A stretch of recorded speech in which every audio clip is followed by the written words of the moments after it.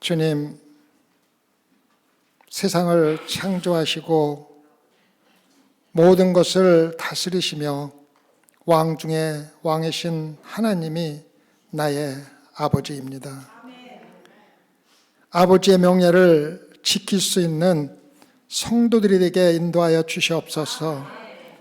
우리가 무엇을 하든지 하나님의 영광을 위해서 할 수 있게 도와주시옵고, 우리가 말 한마디 한마디, 행동 하나하나가 하나님 아버지의 명예를 떨어뜨리지 않는 귀한 소망계 성도들이 되도록 특별히 인도하여 주시옵소서. 주님이 함께 하시면 능히 할 수 있다는 마음으로 오늘도 당신의 영광을 위해서 살아갈 때 주님 축복하여 주시옵소서. 감사하며 우리 예수님 받들어 기도드렸사옵나이다. 지난주에 말씀드린 대로 예수 그리스도의 길을 예비하기 위해서 보냄을 받은 세례 요한은 자기 자신을 완전히 감추고 예수 그리스도만을 나타내는 삶을 살았다고 말씀드렸습니다. 성도들의 삶도 우리 자신을 나타내는 것이 아니라 예수 그리스도만을 나타내는 삶을 살아야 한다고 말씀드렸습니다. 사람들로부터 구세주라는 인정을 받을 수 있는 유혹을 물리치고 세례 요한은 예수 그리스도의 길을 준비하는 하나님의 사명을 온전히 감당한 것을 우리가 지난주에 배웠습니다. 오늘 말씀은 세례 요한이 예수님을 세상에 소개하고 있습니다. 요한은 예수님을 이 세상을 구원하실 하나님의 어린 양으로 소개할 뿐만 아니라 실질적으로 자기보다 6개월이나 늦게 이 세상에 태어나신 예수님을 자신보다 먼저 계신 영원한 하나님으로 소개를 하고 있는 것을 우리가 볼 수가 있습니다. 요한복음 1장 29절에서 30절을 보면은 이튿날 요한이 예수께서 자기에게 나오심을 보고 가로되 보라, 세상 죄를 지고 가는 하나님의 어린 양이로다. 내가 전에 말하기를 내 뒤에 오는 사람이 있는데 나보다 앞선 것은 그가 나보다 먼저 계심이라 한 것이 이 사람을 가리킴이라. 세례 요한은 예수님이 세상을 지고 갈 하나님의 어린 양으로 오셨다고 선포했으며 여러분과 저에게 똑같은 마음으로 예수 그리스도를 바라보라고 알려주고 있습니다. 하나님의 은혜를 입은 자들은 모든 것에 숨겨져 있는 하나님의 비밀을 알게 됩니다. 믿는 성도들은 어린 양 예수 그리스도가 설명되어 있는 하나님의 말씀을 더 깊이 배우면서 예수 그리스도의 비밀을 알고 참된 예수 그리스도를 영적으로 볼 수가 있다는 것입니다. 요한은 인간을 다시 하나님과 연합시키시고 그들의 죄와 비참함에서 회복시키는 예수 그리스도의 십자가를 바라보라고 여러분과 저에게 경고하고 있습니다. 진정한 마음으로 예수 그리스도를 온전히 우리 마음속에 새기고 또 온전히 신뢰하고 예수 그리스도를 사랑하며 예수 그리스도께 우리 영혼의 모든 욕망과 소원을 드리는 삶을 살라고 이야기해 주고 있습니다. 믿는 사람들은 단순히 감정으로 느끼는 그 단계를 벗어나서 더 깊고 참된 것을 볼 수 있어야 하고 예수님 안에서 죄사함과 구원을 깨닫고 주님과 주님의 희생에 의지해야 한다는 것입니다. 믿음으로 바라보는 사람들은 어린 양에 숨겨져 있는 구원의 비밀을 반드시 볼 수 있다고 알려주고 있습니다.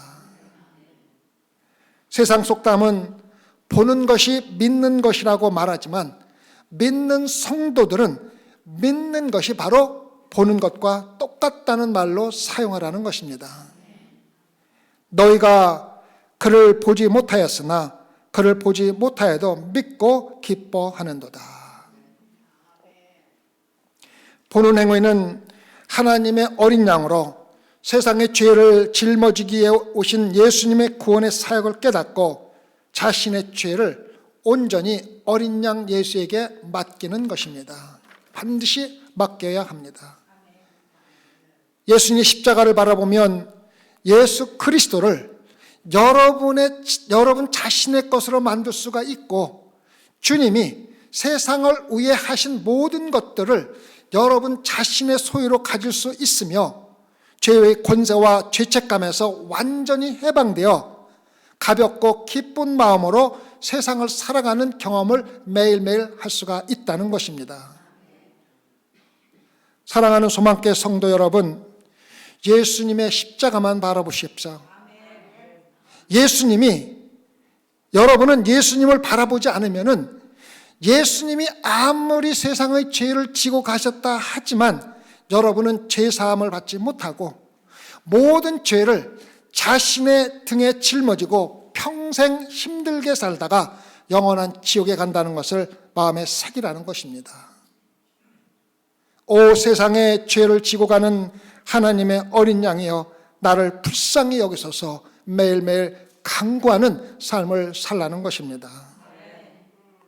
요한은 예수님에 대해서 많은 것을 알고 있었고 많은 다른 인물로 예수님을 소개할 수도 있었습니다. 특히 예수님을 도덕적으로 위대한 모범을 보이시는 분, 더욱 고귀한 삶을 사시는 분, 거룩함과 사랑의 위대한 선생으로 소개할 수가 있었지만 세례 요한은 예수님을 그렇게 소개하지 않고 세상의 죄를 지고 갈 희생제물인 하나님의 어린 양으로 세상에 오신 구세주로 사람들에게 소개하고 있습니다. 하나님의 어린 양은 하나님께서 죄사함의 수단으로 특별히 택하셨다는 의미입니다. 그래서 하나님의 어린 양입니다. 창세기 22장에는 아브라함이 이삭을 데리고 모리아산으로 제사를 드리러 가는 사건이 기록되어 있습니다. 이삭을 제물로 바치라는 하나님의 말씀에 순종하여 아브라함은 이삭을 데리고 모리아산으로 가고 있습니다. 창세기 22장 6절과 8절을 보면 아브라함이 이에 번제나무를 취하여 그 아들 이삭에게 지우고 자기는 불과 칼을 손에 들고 두 사람이 동행하더니 이삭이 그 아비 아브라함에게 말하여 가로되 내 아버지여 하니 그가 가로되 내 아들아 내가 여기 있노라. 이삭이 가로되 불과 나무는 있거니와 번제할 어린 양은 어디 있나이까? 아브라함이 가로되 아들아 번제할 어린 양은 하나님이 자기를 위하여 친히 준비하시리라. 요한은 보라 하나님이 친히 준비하신 어린 양, 곧 세상의 죄를 담당하시는 구세주가 오셨다고 말씀을 전하면서 그 예수를 바라보라고 이야기해 주고 있습니다. 예수 그리스도는 하나님께서 자기를 위하여 친히 준비하신 회생 제물이라는 의미에서 하나님의 어린 양이셨습니다. 하나님이 준비하신 예수님은 죄를 위한 희생 제물이 확실하며 하나님께서 택하신 다른 죄사함의 방법은 아무것도 없다는 것을 저와 여러분들에게 알려주고 있는 것입니다. 우리의 결심이나 노력으로 죄를 없앨 수 없고 오직 하나님께서 택하신 예수 그리스도를 믿는 믿음으로만 죄에서 벗어날 수 있다는 것입니다. 인간은 하나님의 선하심이나 내 자신의 선행을 통하여 죄를 용서받는 것이 아니라는 것을 우리에게 다시 한번 알려주고 있습니다. 오로지 죄를 사주기 위해서 하나님으로부터 유일하게 보냄을 받은 예수 그리스도를 바라보는 것이 신앙생활입니다. 예수 그리스도가 여러분과 저를 위해서 위해서 어린 양으로, 어린 양의 제물로 십자가에서 돌아가셨기 때문입니다. 우리를 대신해서 죽으셨다는 것입니다. 노르웨이를 여행하던 한 신사가 어느 마을의 교회에 들어갔습니다. 교회에 들어가기 전에 그는 교회 탑 꼭대기를 올려다보고 탑 꼭대기 근처에 양의 모습이 새겨진 것을 보고 대단히 놀랐습니다. 왜 저렇게 높은 위치에 양의 모습을 새겨 놓았냐고 물으니 교회를 처음 지을 때 일꾼이 높은 발판에서 일을 하다가 떨어졌다고 합니다.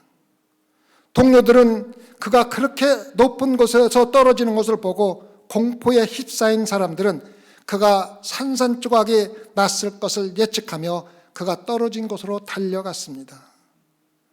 그러나 그들은 그가 거의 다치지 않았다는 사실에 놀라움과 기쁨을 경험했습니다. 그는 어떻게 죽음을 피하고 그 높은 곳에 떨어졌는데 어떻게 죽음을 피할 수 있었을까요? 그가 떨어지는 순간에 양떼들이 교회를 지나가고 있었는데 그 사람은 그 양들 가운데 한 양 위에 떨어졌다는 것입니다. 그래서 그 어린 양은 완전히 으스러져서 죽었으나 이 사람은 구원을 받았습니다. 그리고 이 사람의 구원과 회생된 양을 기념하기 위해서 그가 떨어진 위치인 그 똑같은 높이에 그 양의 모습을 새겨 놓았다는 이야기가 있었습니다. 예수 그리스도가 여러분과 저의 죄를 스스로 짊어지시고 십자가에서 뼈에 못이 박히며 온몸이 으스러지는 고통을 당하신 것을 기억하십시오. 우리의 죄를 감당하기 위해서 십자가에서 고통 가운데 죽으신 예수 그리스도 때문에 여러분과 제가 이렇게 평화로운 구원을 받은 것입니다. 성도 여러분, 우리가 오늘 이렇게 모인 것은 우리의 죄로 인하여 온몸이 부스러지는 고통 가운데 십자가에 돌아가신 예수 그리스도께 가장 크고 값한 가장 높은 영광을 돌리기 위한 것입니다. 세상의 슬픔이나 고통이나 어려움이나 염려를 없애주는 사람이 있다면 그는 얼마나 큰 은인이 되겠습니까? 하물며 하나님의 아들이 하늘로부터 내려와서 우리의 죄를 사하기 위하여 십자가에서 죽어야 했다면 얼마나 더 크고 높은 영광을 주님에게 돌려야 하겠습니까? 우리의 죄에 눌려 비참하게 죽은 어린 양 예수 그리스도를 우리의 최고의 것들로 예배 드리고 섬겨야 하지 않겠습니까? 하지만 얼마나 많은 사람들이 진리에서 떠나 세례 요한의 초대를 무시하며 살아가고 있습니까? 얼마나 많은 사람들이 하나님의 영광보다는 자신의 만족을 위해서 예배를 드리고 있습니까? 예배 후 자신이 만족하지 못하면 만족하지 못한 일들에 대하여 불평과 비판을 하게 되는 것이 많은 교인들의 모습이 아닙니까? 그것이 찬양이 될 수도 있고 설교나 기도가 될 수도 있고 다른 어떤 것이 될 수 있지만 자신이 만족하지 못한 것을 불평하는 것이 예배가 되어버렸다는 것입니다. 성도 여러분, 예배를 드리는 자는 예배에 대해서 판단할 권리가 없고 오직 예배를 받으시는 하나님만이 판단하시는 권한이 있다는 것을 알고 예배에 전심전력하시기 바랍니다. 소망교회는 신령과 진정으로 예배를 드리는 교회이며 예배 때마다 우리의 최고의 것들로 하나님의 최고의 영광을 위해서 예배를 드려야 합니다.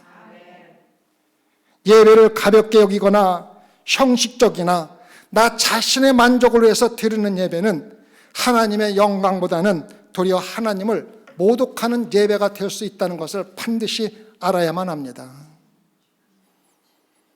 지금 이 순간 세상 죄를 지고 가는 하나님의 어린 양을 직접 바라보며 몸과 영혼과 마음을 다하여 여러분의 최고의 것들로 예배를 드리시기 바랍니다. 계속해서 요한복음 1장 31절과 34절을 보면 나도 그를 알지 못하였으나 내가 와서 물로 세례를 주는 것은 그를 이스라엘에게 나타내려 함이라 하니라. 요한이 또 증거하여 가로되 내가 봄에 성령이 비둘기같이 하늘로서 내려와서 그의 위에 머물렀더라. 나도 그를 알지 못하였으나 나를 보내어 물로 세례를 주라고 하신 그이가 나에게 말씀하시되 성령이 내려서 누구 위에든지 머무는 것을 보거든 그가 곧 성령으로 세례를 주는 이인 줄 알라 하셨기에 내가 보고 그가 하나님의 아들이심을 증거하였노라 하니라. 아무도 예수 그리스도를 알아보지 못했던 그때에 세례 요한이 예수님을 보고 세상 죄를 지고 가는 하나님의 어린 양이라는 예수님 안에 담겨져 있는 하나님의 비밀을 알고 있었습니다. 세례 요한은 실제로 예수님의 사촌 형입니다. 아마도 세례 요한은 어렸을 때부터 예수님을 잘 알고 있었을 것입니다.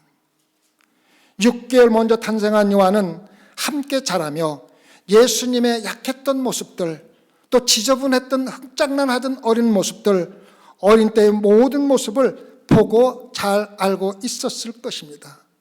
그러한 요한이 예수님을 가리켜 세상 죄를 지고 가는 하나님의 양이라고 볼 수 있던 것은 예수님 안에 숨겨져 있는 하나님의 비밀을 알 수 있었다는 증거입니다.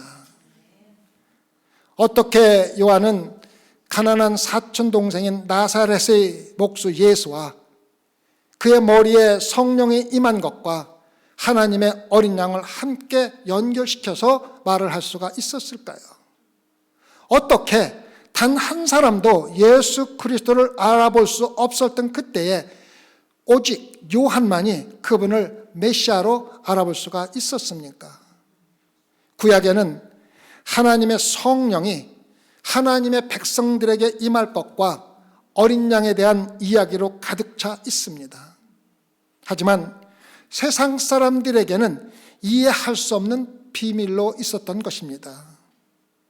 모든 유대인들은 이러한 이야기들을 수없이 듣고 읽고 공부했지만 그 안에 담겨져 있는 진리를 깨닫지 못하고 예수 그리스도를 하나님의 어린 양으로 알지 못한 것입니다. 세례 요한만이 나사렛 예수 그리스도와 성령이 임하는 것과 하나님의 어린 양을 연결시켜서 예수 그리스도를 통한 인간의 죄사함과 구원을 선포했다는 것입니다. 어떻게 그렇게 요한에게만 그러한 일이 가능했습니까? 답은 요한복음 1장 6절에 나와 있습니다. 하나님께로서 보내심을 받은 사람이 났으니 이름은 요한이라. 하나님께로서 보내심을 받은 사람이 났으니 이름은 요한이라. 요한이 하나님께로부터 보내심을 받았기 때문에 깨달은 것입니다. 하나님에 의해 택한 사람이었기 때문에 하나님께서 깨닫는 영을 허락해 주셨기 때문에 알았다는 것입니다. 이것이 바로 선택받은 여러분과 저에게 주어지는 하나님의 은혜이며, 여러분과 제가 하나님의 은혜가 아니면 예수 그리스도의 구원을 알 수도 없고 더군다나 구원을 받을 수도 없다는 것을 다시 한번 깨닫게 해주는 것입니다. 전능하신 하나님께 택함을 받았다는 것이 얼마나 큰 축복입니까? 이것이 우리의 구원에 대하여 온전히 하나님께만 감사할 수밖에 없는 이유입니다. 하나님의 택함을 받지 못한 사람들은 아무리 하나님의 말씀을 들어도 마음에 둔하여 알지 못하고 깨닫지 못하기 때문에 구원에 이르지 못하는 것입니다. 이렇게 요한이 예수님을 하나님의 어린 양으로 세상을 소개하는데 예수님이 요한에게 세례를 받습니다. 예수님께서 요한에게 세례를 받으신 이유가 무엇입니까? 첫 번째 이유는 세례 요한의 증거를 인정하기 위한 것이었습니다. 세례 요한이 참으로 예수 그리스도의 길을 평탄하게 하기 위해서 하나님의 보내심을 받은 자라는 진리를 세상 사람들에게 확인해 주기 위해서 세례 요한에게 물로 세례를 받은 것입니다. 첫 번째 이유입니다. 두 번째 이유는 세례 요한이 누구든지 구세주로 소개하는 사람이 의심할 여지 없이 이스라엘의 구세주라는 것을 확인해 주기 위한 것입니다. 요한복음 1장 33절과 34절을 다시 보면 나도 그를 알지 못하였으나 나를 보내어 물로 세례를 주라 하신 그이가 나에게 말씀하시되 성령이 내려서 누구 위에든지 머무는 것을 보거든 그가 곧 성령으로 세례를 주는 이인 줄 알라 하셨기에 내가 보고 그가 하나님의 아들이심을 증거하였노라 하니라. 전에 하나님은 요한에게 세례를 줄 때 성령이 내려와 위에 머무른 자가 구세주라고 분명히 말씀하셨고 실제로 예수님이 세례 요한에게 세례를 받으실 때 성령이 비둘기같이 임하여 예수님이 하나님의 아들이며 구세주라는 것을 확인해 준 것입니다. 그 두 번째 이유입니다. 세 번째 이유는 예수님의 구세주의 사역의 시작을 알리는 것이었습니다. 구약에서 선지자나 제사장이나 왕은 그들의 임무를 맡기 전에 반드시 기름 부음을 받았습니다. 소위 요즘에 말하는 안수를 받은 것입니다. 레위기 8장에서 제사장에 대한 세 번의 그 기름 부음이 있었습니다.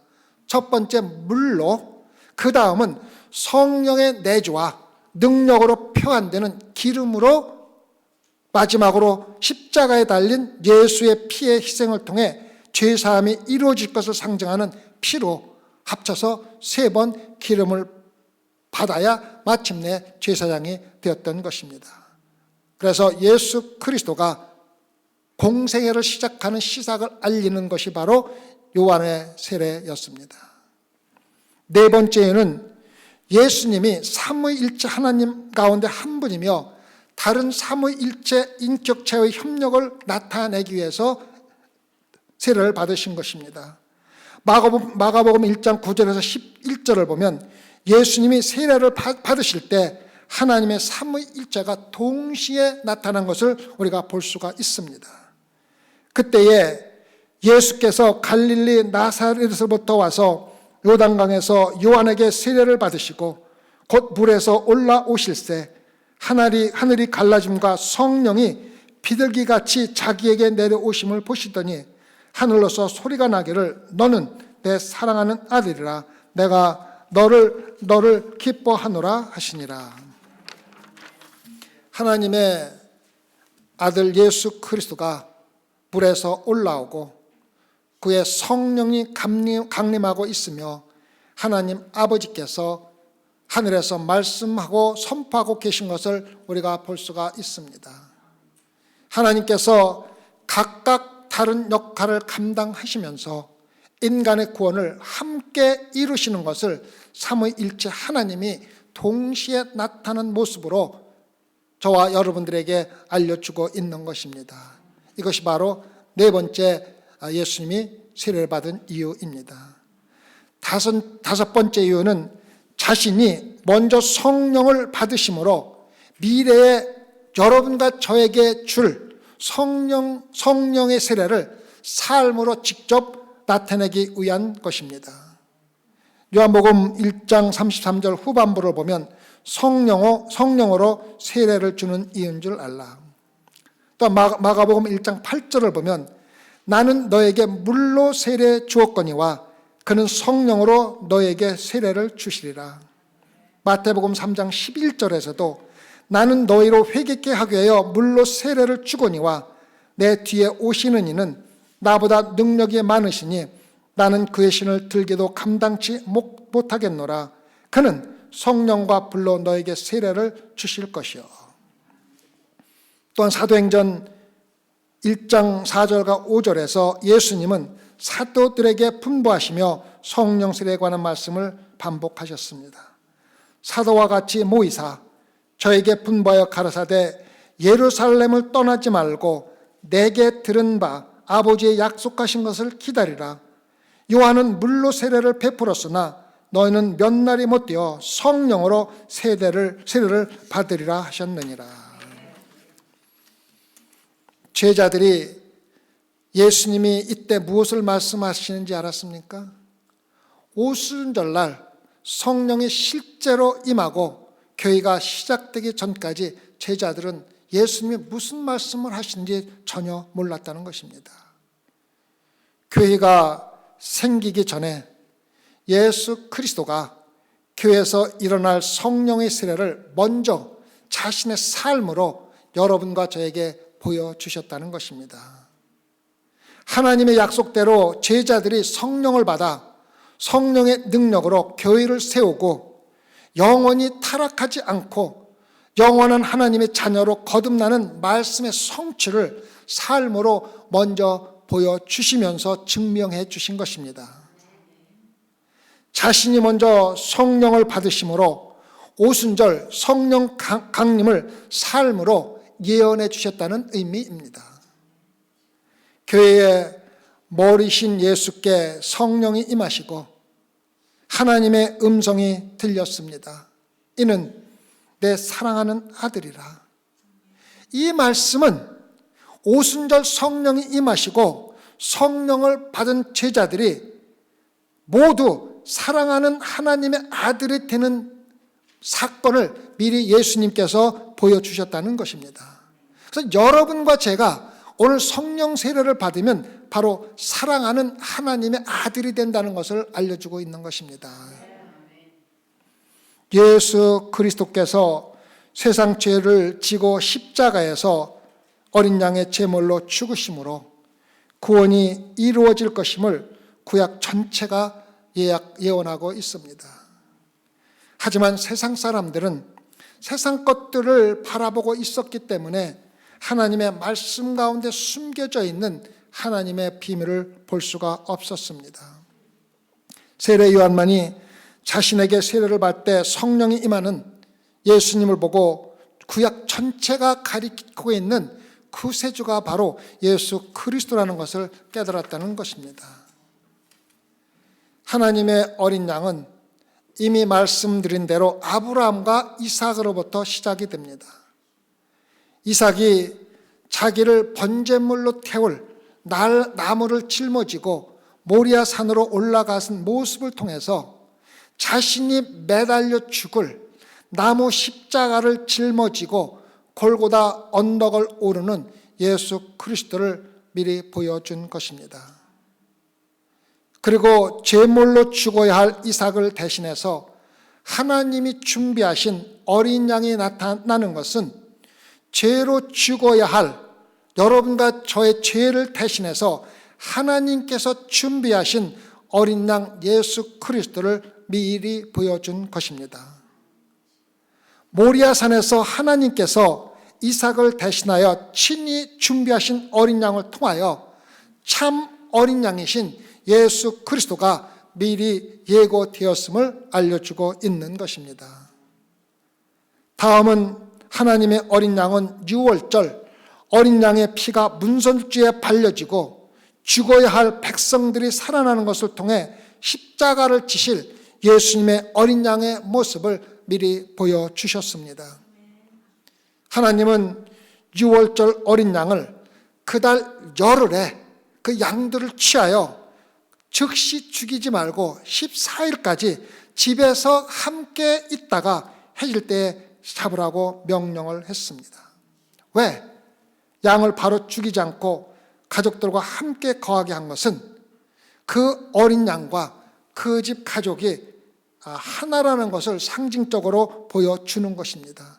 다시 말하면 그 어린 양이 그 가족을 대신해서 죽는 것을 말해주고 있었던 것입니다. 그래서 예수님께서는 이 세상에 오셔서 우리와 함께 계시다가 우리를 대신하여 십자가에 죽으실 것을 우리에게 미리 알려준 것입니다. 유월절 이후로 이스라엘은 수없이 많은 어린 양을 제물로 함께 하나님께 드렸습니다. 예수 그리스도의 대속의 죽음을 상징하는 것이었습니다. 이스라엘은 어린 양으로 매년 제사를 드리면서도 어린 양이 실질적으로 예수 그리스도를 상징하고 있다는 것을 전혀 깨닫지 못하고 형식적인 제사를 드렸다는 것입니다. 세례 요한이 예수 그리스도를 보고 그분이 바로 구약에 수없이 예언된 세상 죄를 지고 가는 어린 양이라는 것을 알고 모든 사람들에게 하나님의 어린 양을 바라보라고 선언한 것입니다. 성도 여러분, 죄악으로 빛을 잃은 어두운 이 세상에 생명의 빛이 오셨습니다. 빛이 어둠의 빛이 돼 어둠에 사는 인간들이 그 빛을 깨닫지 못했습니다. 인간이 죄를 짓고 이 세상은 하나님과 완전히 단절되었기 때문에 죄인들은 하나님의 은혜가 없이는 절대로 하나님의 비밀을 알 수도 없고 받아들일 수도 없다는 것입니다. 여러분과 제가 하나님의 어린 양인 예수 그리스도를 알고 믿고 죄사함을 받고 구원을 받은 것은 전적으로 하나님의 은혜인 줄 알아야 합니다. 그리고 우리를 위해서 십자가에서 제물로 돌아가신 예수 그리스도를 우리들의 최고의 것으로 예배하고 섬기고 순종해야 합니다. 이 세상에서 주 예수 그리스도보다 더 귀한 것은 아무것도 없기 때문입니다. 어제 유명한 작가이며 충실한 그리스도인인 이어령 선생이 별세했다는 기사를 읽었습니다. 그리고 고인이 죽음을 기다리며 죽음에 대하여 기록한 말씀을 몇 개 읽어드리겠습니다. 죽음은 과일 속에 씨가 있듯이 생명 속에는 죽음도 함께 있다. 보라, 손바닥과 손등 둘을 어떻게 떼어 놓겠나. 뒤집으면 손바닥이고 뒤집으면 손등이다. 죽음이 없다면 어떻게 생명이 있겠나. 자기가 죽어가고 있다는 것을 알고 있던 이어른 선생은 죽음은 추상명사가 아니라 물건 이름처럼 손으로 잡을 수 있고 냄새를 맡을 수 있고 던지면 깨질 수 있는 유리그릇 같은 아주 구상적인 명사로 죽음은 그렇게 내 앞으로 온 거야. 그리고 자신의 딸이 목회를 하다 먼저 죽은 딸의 죽음에 대하여 이렇게 고백을 했습니다. 죽음이 허무여 끝이 아니라는 것을 너는 나에게 보여주었다. 선혈이 흐르던 상처가 아물고 그 딱지가 떨어진 아픈 살에서 새살이 돋는다라고 자기 딸에게 편지를 썼습니다. 또한 코로나를 통해 죽어가는 사람들을 보고 죽지 않는 존재는 하나님뿐이라는 사실을 망각한 거지. 하나님 이외의 존재는 다 죽어. 그게 원죄야. 이게 죽을 수밖에 없는 운명인 거지. 생명이라는 것은 다 죽어. 코로나 바이러스를 통해 인간은 죽을 수밖에 없는 존재라는 것을 다시 깨닫게 된 거야. 마지막으로 죽음이라는 거 그렇게 거창한 것 아니야. 내가 신나게 글을 쓰고 있는데 신나게 애들이랑 놀고 있는데 불쑥 부르는 소리를 듣는 거야. 그만 놀고 들어와 밥 먹어. 이쪽으로 엄마의 세계로 건너오라는 명령이지. 엄마는 밥이고 품이고 생명이며 죽음이 또 하나의 생명이다. 어머니 곁 원래 있던 모태로의 기환이다. 소망교회 성도 여러분, 어린 양 예수 그리스도를 믿고 구원을 받은 성도들에게 죽음은 열심히 하나님의 사역을 하고 있는 동안에 하나님의 세계로 넘어오라는 하나님의 명령입니다. 하나님의 나라 본향으로 귀환하라는 하나님의 명령입니다. 이제 들어와. 이쪽으로 하나님의 나라로 건너와. 성도 여러분, 여러분은 지금 하나님의 나라로 건너갈 준비가 되어 있습니까? 어린 양 예수 그리스도를 바라보며 진심으로 구원받은 성도로 살아가고 있습니까? 기도하십시다. 언젠가는 죽을 것이라는 것을 뻔히 알고 살면서도 실질적으로는 영원히 죽지 않을 것 같은 삶을 살고 있는 저희들을 불쌍히 여기소서. 하나님께서는 오늘도 수없이 많은 생명을 이리와 내 쪽으로 들어오라는 명령을 하셨고, 그들은 자기가 어떤 방법으로 저항할 수가 없고 하나님의 나라에 갈 수밖에 없었다는 것을 보면서도 우리는 죽지 않을 생명처럼 살아가고 있습니다. 용서하여 주시옵고 우리 자신을 회개하고 어린 양 예수 그리스도만 믿고 살아가게 허락하여 주시옵소서.